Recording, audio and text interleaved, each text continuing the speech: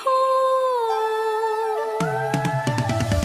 នាំផ្ទះឪពុកសារ៉ានឈរចាំទទួលកូនដៃសួនញញឹមផ្អែមបាំងដៃកូនចៅ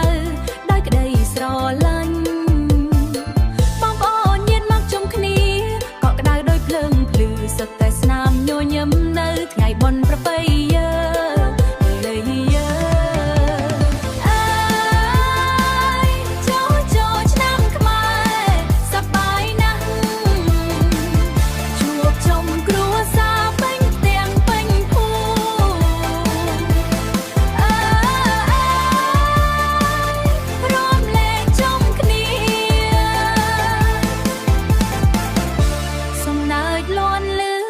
ទឹកដីជីភូ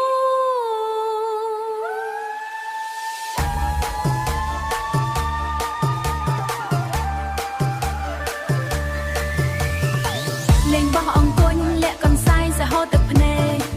មង្គលប្រសិទ្ធរត់ជុំគេមិនឈប់សោយទេសារ៉ានលីណារាំជាមួយញាតិញាក់តាមភ្លេងខ្មែរសំលេងភ្លេងលឺឆ្ងាយឆ្ងាយឆ្លងចិត្តឲ្យស្រស់កំណា